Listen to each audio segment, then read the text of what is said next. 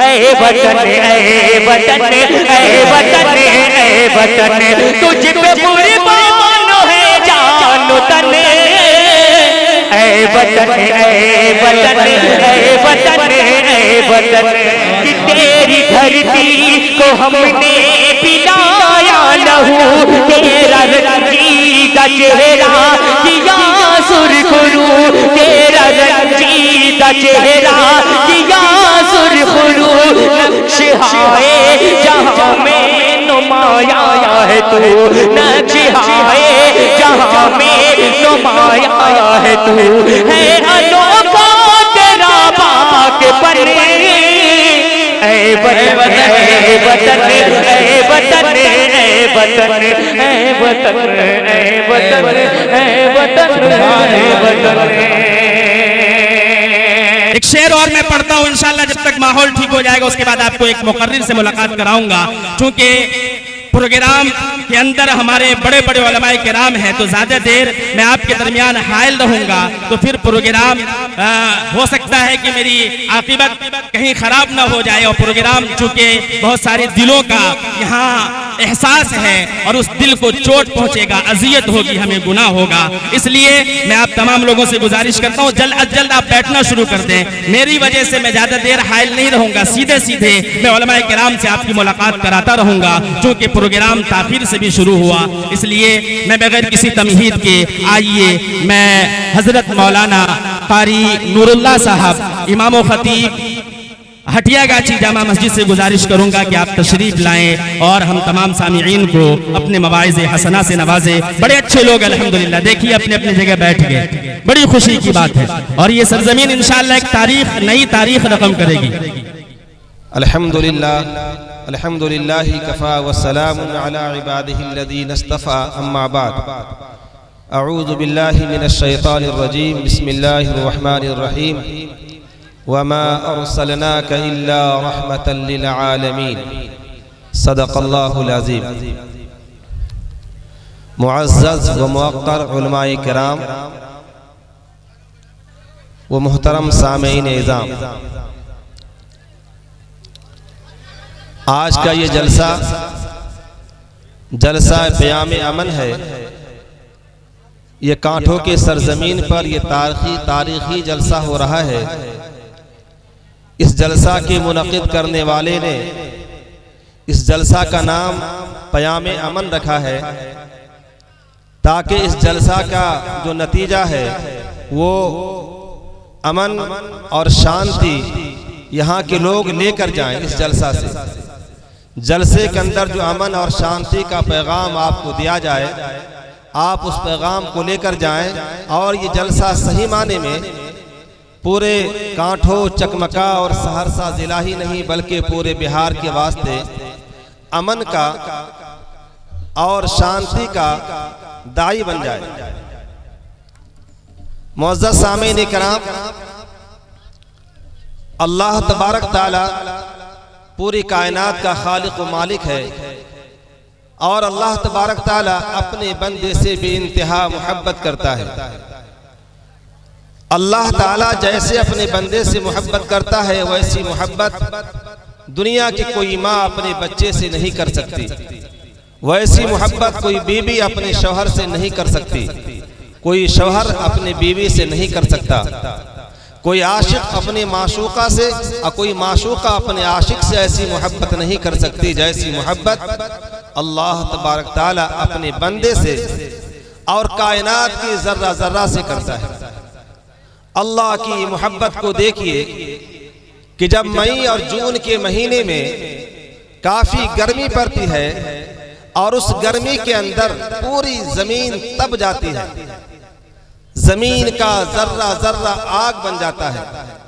زمین پر رہنے والی ساری مخلوق پیاس اور پانی کے واسطے تڑپتی ہے پوری زمین پیاسی ہو جاتی ہے زمین کے اندر سے نکلنے والے وہ گھاس وہ سبزہ یہ سارے کے سارے پانی کے واسطے ترستے رہتے ہیں کہ کب بارش برسے پانی ہو اور ہماری پیاس بجھے اور ہم زمین کے اندر سے پورے آب و تاب کے ساتھ نکل جائیں اس گرمی کے مہینے کے اندر زمین پر اگنے والی وہ گھاس، وہ ہریالی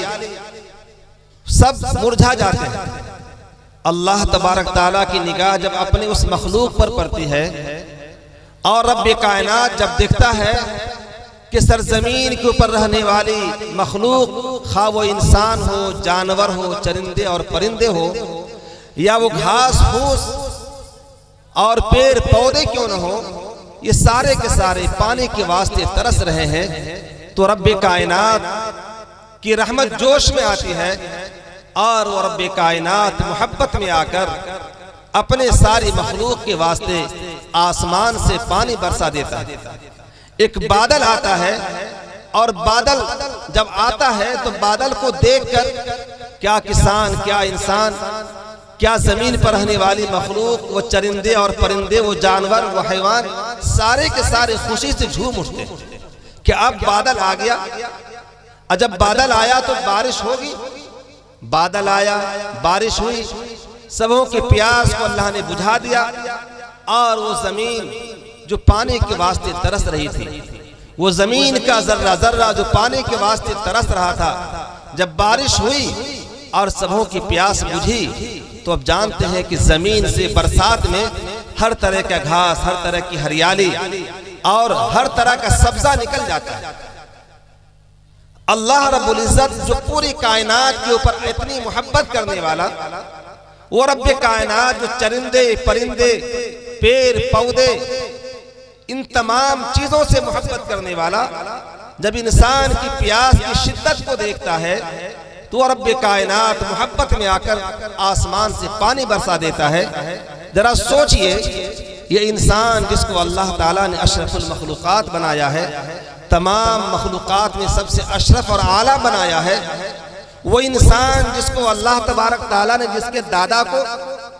فرشتوں سے سجدہ کرایا، وہ انسان پیاسی ہو روحانی اعتبار سے، وہ انسان، وہ مخلوق تڑپ رہی ہو، کیا اللہ تبارک تعالیٰ اس انسان کی روحانیت کو جگانے کے واسطے، رب کائنات انسان کی روحانیت کو بیدار کرنے کے واسطے کیا کوئی انتظام نہیں کیا ہوگا؟ ضرور کیا ہوگا۔ جب ہمیں بھوک لگتی ہے تو اللہ نے بھوک لگنے کا سامان زمین سے پیدا کر دیا، اور ہم بھوک کو زمین سے نکلے ہوئے سامان سے بھوک کو دور کرتے ہیں۔ چاول اور روٹی یا نہ جانے کس کس طرح کی غذائیں استعمال کرتے ہیں تو بھوک ہماری مٹ جاتی ہے۔ یہ مادی بھوک ہے۔ ایک انسان جب روحانی اعتبار سے بھوکا ہوتا ہے، ایک انسان جب روحانی اعتبار سے پیاسا ہوتا ہے، ایک انسان جب روحانی اعتبار سے تڑپ رہا ہوتا ہے، تو رب کائنات کی نگاہ جب اس انسان پر پڑتی ہے تو رب کائنات انسان کی روحانی پیاس کو بجھانے کے واسطے، اور رب کائنات انسان کے روحانی بھوک کو مٹانے کے واسطے، اور رب کائنات انسانیت کے درد و غم کو دور کرنے کے واسطے اس سرزمین کے اوپر ایک ایسی نعمت کو بھیجتا ہے ہمارے اور آپ کے لیے، ایک ایسی دولت کو بھیجتا ہمارے اور آپ کے واسطے جو اللہ کے خزانے میں بھی ایک تھا، جو نعمت اللہ کے خزانے میں بھی ایک تھا، جس نعمت کو ابراہیم علیہ السلام نے مانگ مانگ کر لیا تھا۔ وہ نعمت کون سی نعمت ہے؟ وہ نعمت وہ ہے جس کو ہم جناب رحمت للعالمین صلی اللہ علیہ وسلم کے نام سے یاد کرتے ہیں۔ جیسے پانی پورے زمین کے واسطے رحمت بن کر برسی تو زمین سے ہریالی نکل آئی، زمین سرسبز و شاداب ہو گیا۔ جب اللہ رب العزت انسانیت کی پیاس کو دیکھا، انسانیت کے درد غم کو دیکھا، انسان کی روحانی بھوک کو دیکھا، تو اللہ رب العزت نے ایک ایسی رحمت، ایک ایسی نعمت کو دنیا کے اندر بھیجا جس نے آنے کے بعد پوری انسانیت کو اپنی رحمت سے مالا مال کر دیا۔ دنیا کا کوئی ذرہ، دنیا کا کوئی شعبہ، دنیا کا کوئی انسان ایسا نہ بچا جو جناب رحمت للعالمین صلی اللہ علیہ وسلم کی رحمت سے حصہ نہ پایا، رب کائنات نے جناب محمد رسول اللہ صلی اللہ علیہ وسلم کو ایسی رحمت بنا کر بھیجا، جو رحمت للعالمین صلی اللہ علیہ وسلم نے یہ دعائیں کی، حیرت ہوگی سن کر آپ کو، یہ دعائیں کی کہ اللہ اگر میں کبھی غصے میں آ کر اپنے کسی امتی کے واسطے بد دعا بھی کر دوں تو اے رب کریم میری اس بد دعا کو تو اس بندے کے حق میں دعا بنا کر قبول فرما لے۔ کیسی محبت کی جناب رسول اللہ صلی اللہ علیہ وسلم نے ہم سے اور آپ سے، اور جناب رسول اللہ صلی اللہ علیہ وسلم کی رحمت سے پوری کائنات کو حصہ کیسے ملا، اور آپ پوری کائنات کے واسطے کیسے رحمت بن کر تشریف لائے کہ آپ نے اپنی بد دعا کو، یوں تو اللہ کے نبی صلی اللہ علیہ وسلم نے کسی کو بد دعا نہیں دی جلدی، لیکن اللہ کے نبی نے دعا کی میرے رب کریم اگر میں کبھی کسی وجہ سے اپنے کسی امتی کے حق میں بد دعا بھی کر دوں تو میرے رب کریم تم میری اس بد دعا کو اس بندے کے حق میں دعا بنا کر قبول کر لینا۔ اللہ تبارک تعالیٰ کے پیغمبر صلی اللہ علیہ وسلم پوری کائنات کے واسطے رحمت بنا کر بھیجے گئے، ایسی رحمت بنا کر آپ بھیجے گئے کہ رب کائنات صلی اللہ علیہ وسلم کا سونا بھی رحمت بنا، نبی کریم صلی اللہ علیہ وسلم کا بھول جانا بھی رحمت بنا، اور نبی کریم صلی اللہ علیہ وسلم کا ہر عمل پوری کائنات کے واسطے رحمت بنا۔ نبی کریم صلی اللہ علیہ وسلم جب دنیا کے اندر تشریف لائے تو آپ جانتے ہیں کہ اس زمانے کے اندر عورتوں کے اوپر کتنا ظلم ہو رہا تھا، بالخصوص جو عورت بیوہ ہو جاتی تھی اس بیوہ عورت کا جینا مشکل ہو جاتا تھا، اور اس کے واسطے اپنے اس ملک بھارت کے اندر بھی اور دنیا کے دیگر ملکوں کے اندر بھی یہ رواج تھا کہ اگر کسی کا شوہر مر جائے اور بیوی زندہ ہو تو وہ اپنے شوہر کی چتا پر جا کر لیٹ جائے اور وہیں پر مر جائے، اس کو نہانے دھونے کے واسطے پیشاب پخانہ کے واسطے پانی نہیں دیا جاتا تھا، اور بیوہ عورت کو منحوس سمجھا جاتا تھا کہ عورت بیوہ ہو گئی یہ منحوس ہے۔ رب کریم نے جب اپنے پیارے پیغمبر رحمت للعالمین صلی اللہ علیہ وسلم کو دنیا کے اندر بھیجا تو رحمت للعالمین صلی اللہ علیہ وسلم کی رحمت سے اس بیوہ کو حصہ ملا۔ کیا حصہ ملا؟ اس بیوہ کو حصہ یہ ملا کہ جناب رسول اللہ صلی اللہ علیہ وسلم نے ایک ایسی بیوہ سے شادی کی جس کا شوہر تین شوہر پہلے انتقال کر چکا تھا، ایک نہیں دو نہیں تین شوہر، تین شوہر پہلے انتقال کر چکا تھا۔ وہ ایسی بیوہ تھی اگر کسی کا ایک شوہر مر جاتا تو منحوس کہلاتی، کسی کا دو مر گیا ہو تو وہ کتنی بڑی منحوس سمجھی جاتی تھی، اور جب کسی کا تین مر گیا ہو تو غور کیجئے آپ، ایک پر منحوس تو دوسرے پر کیا کہیں گے، دوسرا شوہر بھی مر گیا تو تیسری شادی کی، تیسرا بھی مر گیا تو کیا کہیں گے اسے آپ۔ اس سماج کے اندر جو بیوہ کو منحوس سمجھا جاتا تھا، جناب رسول اللہ صلی اللہ علیہ وسلم جب دنیا کے اندر تشریف لائے، رحمت بن کر آئے، تو آپ کی رحمت سے بیوہ کو حصہ یہ ملا کہ پیغمبر دو عالم صلی اللہ علیہ وسلم نے اس بیوہ سے پہلی شادی کی۔ آپ کا پہلا نکاح حضرت خدیجہ رضی اللہ تعالیٰ عنہ سے ہوا، جو تین شوہر کا چہرہ دیکھ چکی تھی اور تین شوہر پہلے انتقال کر چکے تھے۔ تو آپ کی رحمت سے بیوہ کو حصہ یہ ملا کہ آپ نے دنیا میں آ کر بیوہ سے شادی کر کے بتا دیا کہ دیکھو کسی کا شوہر مر جائے وہ منحوس نہیں کہلا سکتی۔ جب پیغمبر دو عالم صلی اللہ علیہ وسلم نے شادی کی ایک بیوہ سے تو امت کے واسطے، صحابہ کے واسطے آپ یہ پیغام دے کر چلے گئے کہ دیکھو بیوہ کا مقام اور اس کی عزت یہ ہے کہ پیغمبر دو عالم صلی اللہ علیہ وسلم نے جو پہلی شادی کی وہ پہلی آپ کی رفیق حیات، وہ پہلی آپ کی بیوی سیدہ خدیجہ رضی اللہ تعالی عنہ تھی۔ رحمت للعالمین صلی اللہ علیہ وسلم کے ذات گرامی سے آپ کی رحمت سے بیوہ کو حصہ یہ ملا۔ اب کوئی شوہر یہ کہے کہ جناب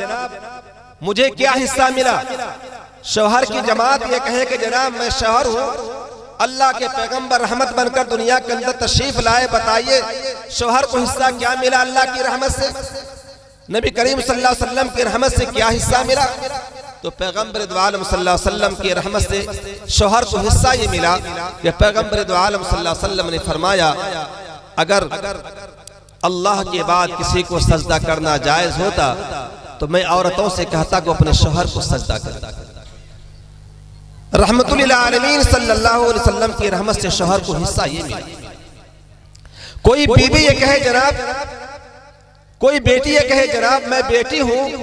بتائیے بیٹی کے حیثیت سے اس زمانے کے اندر جو لوگ بیٹی کو معیوب سمجھتے تھے، اگر بیٹی کسی گھر میں پیدا ہو جاتی تھی تو اس کے چہرے پر شکن پڑ جاتا تھا، اس کا چہرہ پیلا ہو جاتا تھا، اس کی عزت نیلام ہو جاتی تھی۔ میرے گھر میں بیٹی پیدا ہو گئی، کوئی میرا داماد بنے گا،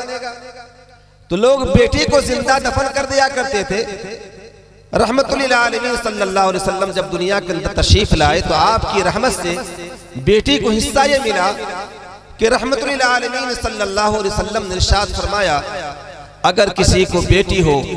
اور وہ اپنے بیٹی کی شادی کر دے، بیٹی پر بیٹا کو ترجیح نہ دے، بیٹی کے حقوق کو ادا کرے، اس کی تعلیم و تربیت اچھی کرے، اس کی شادی کر دے، تو وہ بیٹی کا پرورش کرنے والا باپ اور میں جنت کے اندر ایسے رہوں گا جیسے دو انگلیاں آپس کے اندر ملی ہوئی ہیں۔ تو بیٹی کو رحمت للعالمین صلی اللہ علیہ وسلم کی رحمت سے حصہ یہ ملا۔ ایک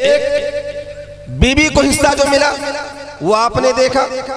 ایک بیٹی کو حصہ جو ملا وہ آپ نے سنا، ایک شوہر کو جو حصہ ملا اللہ کے پیغمبر صلی اللہ علیہ وسلم کی رحمت للعالمین سے وہ آپ نے سنا، اور رحمت للعالمین صلی اللہ علیہ وسلم کی رحمت سے ایک بیوی کو، ایک بیٹی کو اور ایک شوہر کو، اس کے بعد آقا مدنی صلی اللہ علیہ وسلم کی رحمت سے ایک یتیم کو حصہ کیا ملا۔ ایک یتیم کہے کہ جناب میں یتیم ہوں، میں یتیمی کی زندگی گزار رہا ہوں، اور اس زمانے کے اندر آپ جانتے ہیں کہ یتیم کی کوئی عزت نہیں تھی، یتیم کا کوئی وقار نہیں تھا، لوگ یتیم کے مال کو ہڑپ لیا کرتے تھے۔ پیغمبر دو عالم صلی اللہ علیہ وسلم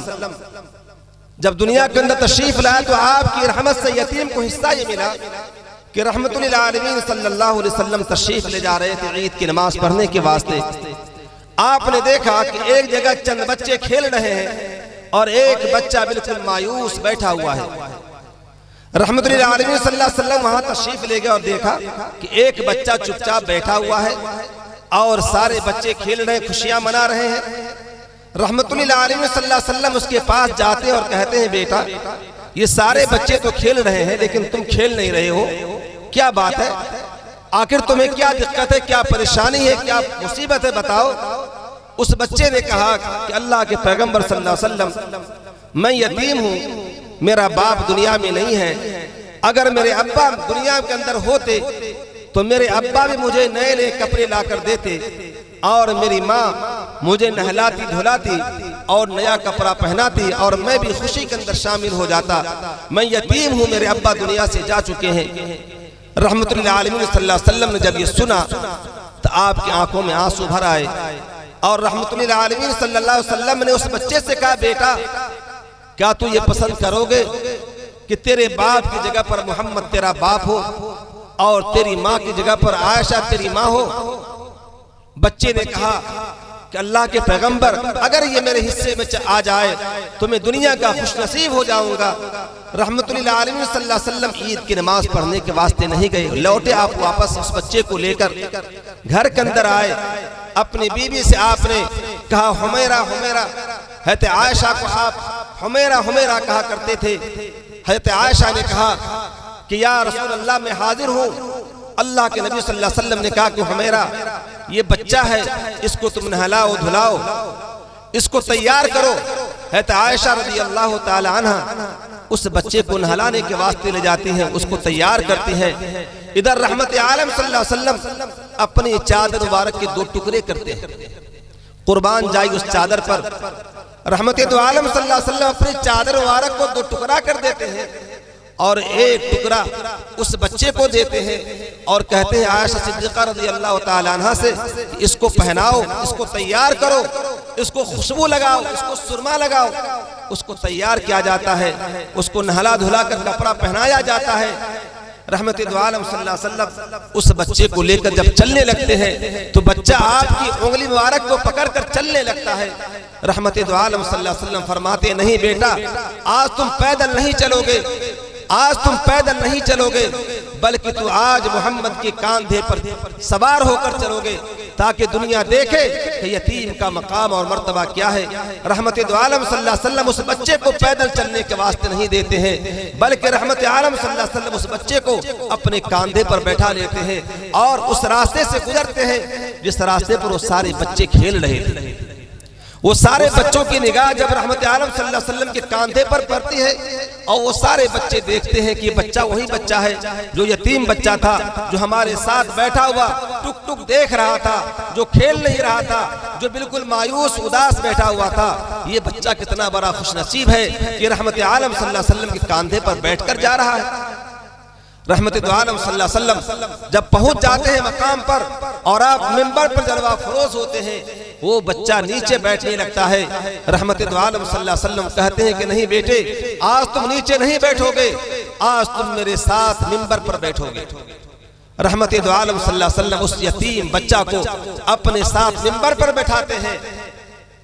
تو اس طرح سے آپ اس بچے کو، یتیم بچے کو، اس کو آپ اپنی رحمت سے حصہ دیتے ہیں، امت کو یہ پیغام دیتے ہیں، امت کو یہ درس دیتے ہیں اور ارشاد فرماتے ہیں اگر کوئی آدمی محبت اور شفقت کے ساتھ یتیم بچے کے سر پر ہاتھ رکھتا ہے، اس کے ہاتھ کے نیچے جتنے بال آ جاتے ہیں اللہ تبارک تعالیٰ اتنی ہی نیکیاں اس ہاتھ رکھنے والے کو دیتے ہیں۔ رحمت دو عالم صلی اللہ علیہ وسلم کی رحمت سے ایک یتیم بچے کو کیا حصہ ملا، ایک پڑوسی کو کیا حصہ ملا، ایک مزدور کو کیا حصہ ملا، ایک ہنرمند کو کیا حصہ ملا، یہ ساری داستان ہے۔ ایک مزدور جس کا آج دنیا کے اندر کوئی وقت نہیں اور ہم یہ کہتے ہیں یہ مزدور ہے اور قلم کاغذ چلا کر پیسہ کمانے والا کہتے ہیں میں افسر ہوں، اور وہ بیچارہ مزدور بن جاتا ہے۔ رحمت دو عالم صلی اللہ علیہ وسلم نے مزدور کے بارے میں کیا کہا اور رحمت دو عالم صلی اللہ علیہ وسلم کی رحمت سے مزدور کو کیا حصہ ملا۔ رحمت دو عالم صلی اللہ علیہ وسلم کے پاس ایک مزدور آتا ہے، ایک صحابی آتے ہیں، آپ کو سلام کرتے ہیں اور مصافحہ کرتے ہیں۔ مصافحہ جب کرتے ہیں رحمت دو عالم صلی اللہ علیہ وسلم اس کے ہاتھ پر موٹے موٹے گٹھے پڑے ہوئے تھے، ٹھیلا پڑ چکا تھا۔ رحمت دو عالم صلی اللہ علیہ وسلم جب اس سے مصافحہ کرتے ہیں اس کا ہاتھ بہت سخت تھا، ہاتھ پر گٹھے پڑے ہوئے تھے۔ رحمت دو عالم صلی اللہ علیہ وسلم پوچھتے کہ تمہارا ہاتھ اتنا سخت کیوں ہے؟ وہ مزدور کہتا ہے کہ آقا میں مزدور ہوں، میں صبح سے شام تک پتھر کو توڑتا ہوں اور مزدوری حاصل کر کے میں اپنے بچوں کا پیٹ پالتا ہوں۔ رحمت دو عالم صلی اللہ علیہ وسلم نے فرمایا مبارک ہے وہ ہاتھ اور اللہ کے نزدیک پسندیدہ ہے وہ ہاتھ جو محنت اور مشقت کر کے روز حاصل کرتا ہے۔ ایک مزدور کو رحمت دو عالم صلی اللہ علیہ وسلم کی رحمت سے کیا حصہ ملا؟ ایک ہنرمند ہے، آج اس کا کوئی مقام نہیں، آج اس کی کوئی وقت نہیں، ایک سائیکل کا فیٹر، ایک راج مستری، ایک مکان کا بنانے والا، ایک کپڑے کا سینے والا، یہ سارے ہنرمند ہیں۔ ہنرمند کو کیا حصہ ملا؟ رحمت دو عالم صلی اللہ علیہ وسلم نے ہنرمند کے بارے میں بتایا کہ اگر کوئی ہنرمند ہے تو ہنرمند اللہ کے نزدیک پسندیدہ ہے بے ہنر سے۔ اگر کوئی مومن، کوئی مسلمان ہنر والا ہے، اس کے ہاتھ میں کسی بھی چیز کا ہنر ہے، خواہ مکان بنانے کا ہنر ہو، سائیکل ٹھیک کرنے کا ہنر ہو، کپڑا سینے کا ہنر ہو یا کسی بھی چیز کا ہنر ہو، اگر وہ ہنرمند ہے تو رحمت دو عالم صلی اللہ علیہ وسلم کی رحمت سے اس کو حصہ یہ ملا کہ آقا مدنی صلی اللہ علیہ وسلم نے فرمایا کہ ایک مومن، ہنرمند مومن اللہ تعالیٰ کو زیادہ پسندیدہ ہے بے ہنر مومن سے۔ رحمت دو عالم صلی اللہ علیہ وسلم سے انسان کو یہ حصہ یہ ملا، انسان کی پوری جماعت کو حصہ ملا، باپ کی جماعت ہو، بھائی کی جماعت ہو، علماء کی جماعت ہو، طالب علم کی جماعت ہو، ہنرمندوں کی جماعت ہو، مزدوروں کی جماعت ہو، جتنی ساری جماعت ہے، اگر ان تمام کی تفصیلات آپ کے سامنے بیان کی جائیں کہ رحمت دو عالم صلی اللہ علیہ وسلم کی رحمت سے ان تمام لوگوں کو کیسے کیسے حصہ ملا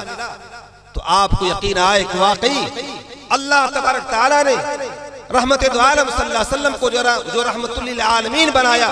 यूं ही नहीं बनाया, यूं ही आपका नाम रहमतुल लिल आलमीन नहीं दिया गया। आपका लक़ब जो रहमतुल लिल आलमीन था, सही माने में आप पूरी कायनात के वास्ते, कायनात के जर्रे जर्रे के वास्ते, इंसान तो छोड़िए, इंसान की सारी जमात, तालिब इल्मों की जमात, उसके बारे में रहमत आलम सल्लल्लाहु अलैहि वसल्लम ने फरमाया, अगर कोई तालिब इल्म पढ़ने के वास्ते जाता है, सच्ची नीयत के साथ इल्म दीन हासिल करने के वास्ते जाता है, तो रहमतुल आलमीन सल्लल्लाहु अलैहि वसल्लम की रहमत से उसको हिस्सा ये मिला। आका ने फरमाया कि अल्लाह के मासूम फरिश्ते उसके पाँव के तले अपना पर बिछाते हैं। रहमतुल आलमीन सल्लल्लाहु अलैहि वसल्लम की रहमत से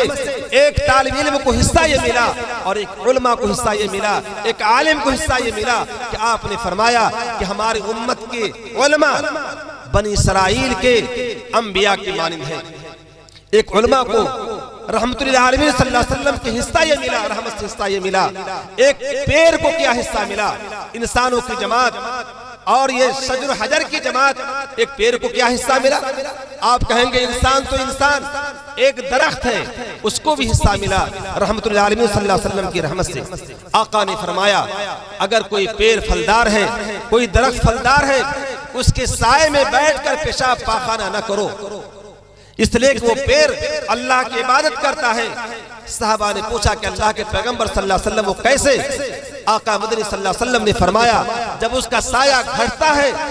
और उसका साया बढ़ता है, ये उसका इबादत, उसकी इबादत है, वो भी सजदा रेज होता है। जब उसका साया बढ़ता है वो सजदा करता है, जब उसको साया घटता है वो क़याम करता है। रहमतुल आलमीन सल्लल्लाहु अलैहि वसल्लम की रहमत से पेड़ को हिस्सा ये मिला। रहमतुल आलमीन सल्लल्लाहु अलैहि वसल्लम की रहमत से पेड़ के पत्ते को क्या हिस्सा मिला? पेड़ के पत्ते को भी हिस्सा मिला। रहमतुल आलमीन सल्लल्लाहु अलैहि वसल्लम ने फरमाया लोगों, किसी पेड़ के पत्ते को बिला वजह न तोड़ो, जब तक वो पत्ता सब्ज और शादाब है, पेड़ के अंदर लगा हुआ है, वो अल्लाह पाक का जिक्र कर रहा है। अगर तुझे उस पत्ते की जरूरत न हो, अगर वो पत्ता तेरे काम का न हो, तुम बिला वजह पेड़ के पत्ते को न तोड़ो। क्यों? कि वो सब्ज और शादाब पत्ते अल्लाह पाक का जिक्र करते हैं। मुअज़्ज़ज़ सामीन, हम सब उसी नबी की उम्मत है, उसी नबी के नाम लेवा है, जिस नबी को अल्लाह तबारक ताला ने पूरी कायनात के वास्ते और कायनात के जर्रा जर्रा के वास्ते रहमतुल लिल आलमीन बनाकर दुनिया के अंदर भेजा। हम सब की जिम्मेदारी ये बनती है कि रहमतुल लिल आलमीन सल्लल्लाहु अलैहि वसल्लम ने जो अहकामात हमें दिए हैं बीवी के सिलसिले में, बच्चों के सिलसिले में, यतीम के सिलसिले में, बेवाओं के सिलसिले में, माँ और बाप के सिलसिले में जो अहकामात आपने दिए हैं, जो तरीका आपने बताया है, जो आपकी सुन्नत और आदत है, हम मुसलमानों की जिम्मेदारी ये बनती है हम सब पैगंबर दो आलम सल्लल्लाहु अलैहि वसल्लम के उन अहकामात पर पाबंदी के साथ अमल करें। अगर हम पैगंबर दो आलम सल्लल्लाहु अलैहि वसल्लम के दामन रहमत को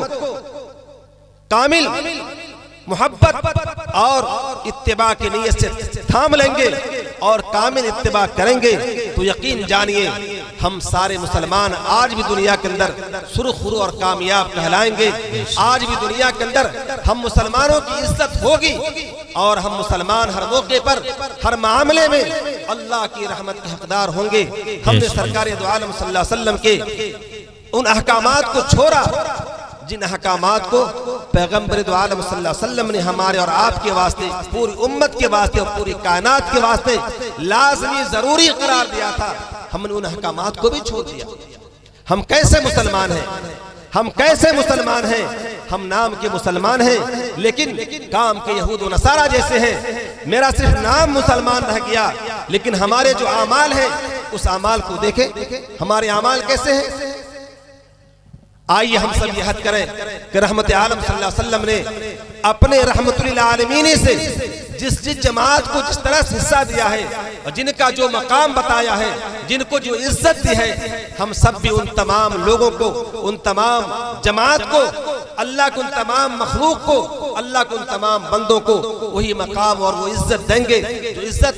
जनाब सरकार दो आलम सल्लल्लाहु अलैहि वसल्लम ने दी है। अल्लाह ताला से दुआ है कि अल्लाह तबारक ताला हम तमाम मुसलमानों को रहमत दो आलम सल्लल्लाहु अलैहि वसल्लम के नक्शे कदम पर चलने की तौफीक आमीन आमीन सुम्मा आमीन। वमा तौफीक इल्ला बिल्लाह।